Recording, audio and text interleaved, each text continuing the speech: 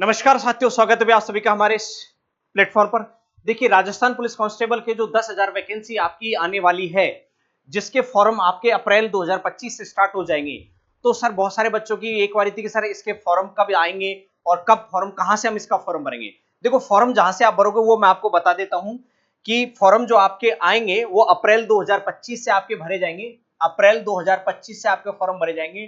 कहां से भरे जाएंगे वो भी मैं आपको बता देता हूं सर। उसके लिए आपको ये वेबसाइट है सर, ऑनलाइन फॉर्म भरे जाएंगे, पूर्णतः ऑनलाइन। और कौन से बच्चे भरेंगे इसमें? सीईटी, जिनका सीईटी क्लियर है, 40% मार्जिन के प्लस जिनका जो भी एसटी एससी वालों का 36-35 वाला जो मामला है, 40 है ना, वो जो भी है, तो वो सीईटी वाले सभी बच्चे जो जो जिस कैटेगरी में क्वालिफाई है वो सभी फॉर्म भरने के लिए क्या है, एलिजिबल है सर। तो सर ऑनलाइन फॉर्म भरा जाएगा। ऑनलाइन फॉर्म भरने के लिए, ऑनलाइन आवेदन करने के लिए आपको क्या करना पड़ेगा सर? उसके लिए आपको इस वेबसाइट पोर्टल पे जाना पड़ेगा, recruitment2.rajasthan.gov.in पर रिक्रूटमेंट एडवर्टाइजमेंट यहां पर आपको मिल जाएगा। उसके अप्लाई ऑनलाइन लिंक पर आपको क्लिक करना है और यहां, या फिर आप एसएसओ पोर्टल के थ्रू, एसएसओ जो आप ई मित्र से भरते हो ना, एसएसओ के थ्रू भी लॉगिन करके आप सिटीजन ऐप जो होगा आपका G2C है ना, सिटीजन ऐप, इसमें इसमें उपलब्ध एक ऑप्शन होगा रिक्रूटमेंट स्टेप 2, वहां का चयन करके आप यहां से फॉर्म भर सकते हो। मतलब आप अगर डायरेक्ट खुद भरना चाहते हो वेबसाइट से, राजस्थान पुलिस की वेबसाइट से, तो आप यहां से भर सकते हो। और अगर आप ई मित्र के जरिए भरवाना चाहते हो तो फिर आप सर ई मित्र के जरिए भी भर सकते हो। इसमें क्या होगा सर, आपका वन टाइम रजिस्ट्रेशन होगा, वन टाइम रजिस्ट्रेशन होगा और आपको सबको पता है आधार वेरिफिकेशन भी होगा। यहां से आप इस फॉर्म को भर सकते हो एसएसओ आईडी के थ्रू। सीईटी जो आपका 10+2 से, ये जो वैकेंसी आपकी किससे है सर? सीईटी 10+2, सीईटी 10+2 से वैकेंसी आई है आपकी। सीईटी 10+2 वाले बच्चे जो हैं इस फॉर्म को भर पाएंगे। उसके लिए उनको करना क्या होगा सर? इसके लिए उनको सीईटी 10+2 का आवेदन पत्र क्रमांक, एप्लीकेशन नंबर, सीईटी का आपका जो एप्लीकेशन नंबर था ना, सीईटी 10+2 वाला, वो आपको इसमें क्या करना पड़ेगा? एंटर करना पड़ेगा, है ना, एंटर करना पड़ेगा। उसके साथ में सीईटी का ऑनलाइन एप्लीकेशन जो फॉर्म होगा उसमें आपकी जो एसएसओ आईडी थी, सीईटी में जो एसएसओ आईडी थी, ध्यान रखना स्टेप बाय स्टेप, ये इंस्ट्रक्शन फॉलो कर लो। जो सीईटी में आपकी जो एसएसओ आईडी थी, जो आपने एसएसओ आईडी डाली थी, उसी एसएसओ आईडी से, है ना, लॉगिन करके आप ये फॉर्म जो है उसमें रिक्रूटमेंट ऑप्शन पे क्लिक करके आप ये फॉर्म भरेंगे। ठीक है। उसके साथ में क्या होगा?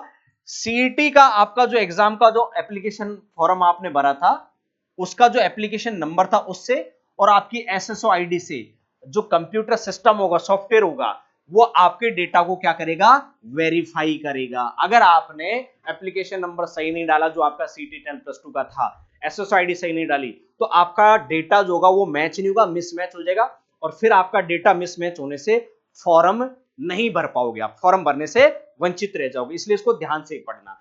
वेरीफाई हो जाने के बाद, वेरीफाई हो जाने के बाद ही आपका वहां पर एप्लीकेशन फॉर्म के लिए ऑप्शन खुलेगा। जब आपका वेरीफाई हो जाएगा सॉफ्टवेयर से, तब आपका राजस्थान पुलिस कांस्टेबल का फॉर्म भरने का वहां पर ऑप्शन आपका खुलेगा, है ना। ऐसे ध्यान रखना। एप्लीकेशन फॉर्म में उसके द्वारा ओटीआर में दर्ज की गई सूचनाएं प्रदर्शित होंगी और उनमें संशोधन नहीं किया जा सकता है। अन्य सभी सूचनाएं अभ्यर्थी को सावधानी पूर्वक भरनी होगी। आवेदन पत्र को फाइनल सबमिशन करते ही अभ्यर्थी का ऑनलाइन आवेदन क्रमांक जनरेट हो जाएगा भैया, तो ध्यान से भरना। लेकिन दो चीजें जो मस्ट है, जरूर तो आपको याद रखनी है सर। एक तो आपका सीईटी का जो है वो सीईटी का एप्लीकेशन नंबर और एसएसओ आईडी जो है वो आपको पता होनी चाहिए। फॉर्म भरने के बाद सर आप इसको प्रिंट निकाल के अपने पास सुरक्षित रख लोगे। ठीक है। एक बार वो फीस देने के बाद, जमा कराने के बाद, वहां से आपको पोर्टल या सुविधा का उपयोग नहीं करें, दोबारा आपको ये नहीं करना है। ठीक है। साथ में क्या करना, और कुछ इंस्ट्रक्शन अगर मैं बात करूं सर, कैसे फॉर्म भरोगे? पेमेंट हो ही जाएगा, सब आजकल ई मित्र से भरते हैं तो सेम टू सेम ई मित्र वाले भर देते हैं, उसमें कोई दिक्कत ही नहीं है ना। यहां से हेल्प डेस्क नंबर भी दिए हुए डिपार्टमेंट ने, अगर आपको कोई दिक्कत आती हो तो इन नंबरों पर आप कॉन्टेक्ट कर सकते हैं या मेल कर सकते हैं। ठीक है। ई मित्र जो होगा वो आपसे 50 रुपए चार्ज लेगा, वो कोई दिक्कत है ही नहीं है। बाकी आपका, हाँ, एक चीज और जो इंपॉर्टेंट, जो आपको ध्यान रखने वाली जो बात है, ठीक है, यहां क्या दिया सर इन्होंने? ऑनलाइन आवेदन करने से पहले आवेदक की, है ना, से अपेक्षा की जाती है, इंस्ट्रक्शन को ध्यान से पढ़ लें, यहां ध्यान देना। ऑनलाइन फॉर्म में भरे गए आवेदन पत्र का लिया हुआ प्रिंट फिजिकल एग्जाम के टाइम पर लाना होगा।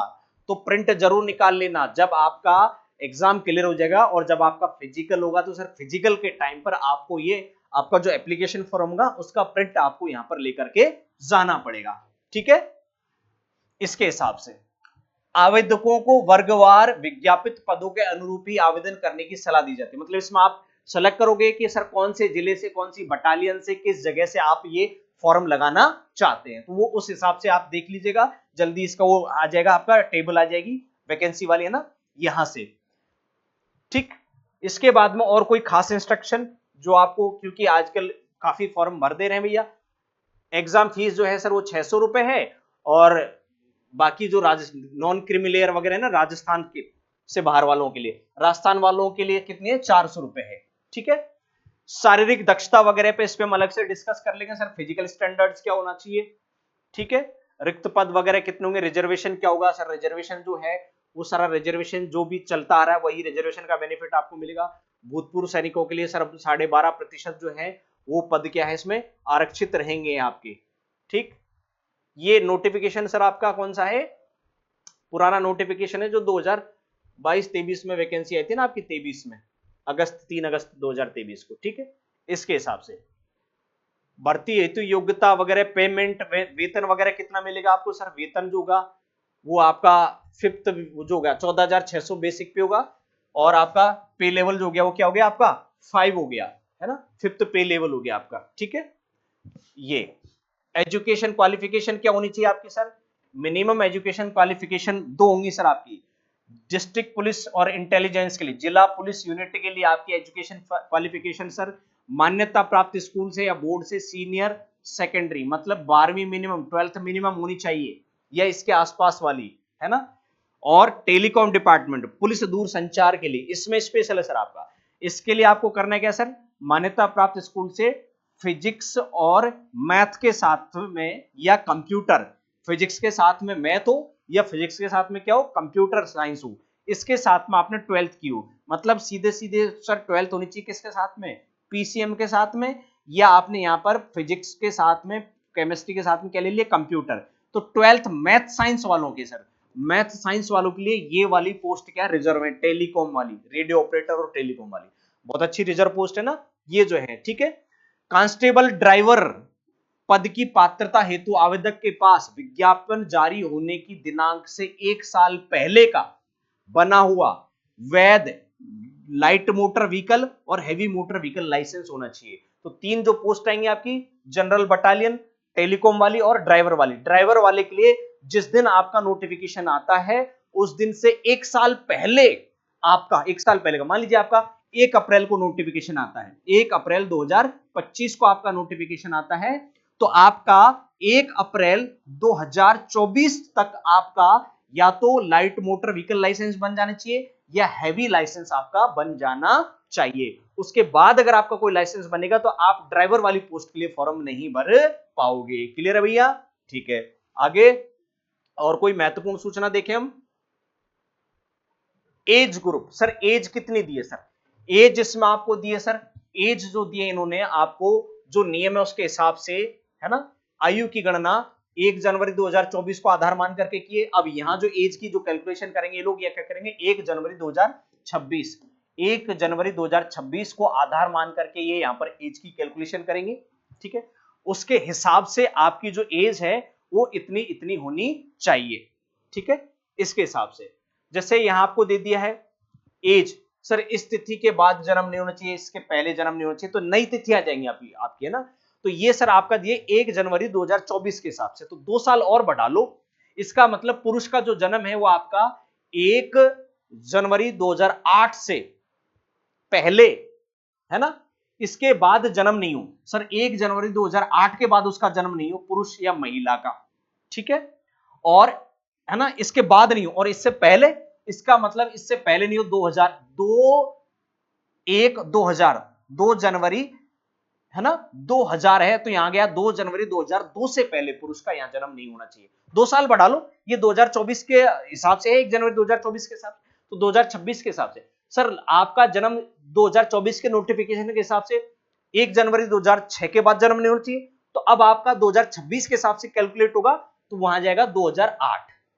और यहां जाएगा आपका 2002, यहां जाएगा 1997, है ना, इसके लिए जनरल वालों के लिए। एसटी एससी वालों का जन्म सर वही हो गया सर, 2008 के बाद जन्म नहीं होना चाहिए उनका, और यहां पर उनका 1997 से पहले जन्म नहीं होना चाहिए उनका, ठीक है। यहां राज्य सरकार के कर्मचारी वगैरह, एक्स सर्विसमैन वगैरह जो है, इनका भी वही 2008, और यहां उनका 1983 से पहले जन्म नहीं होना चाहिए, ठीक है।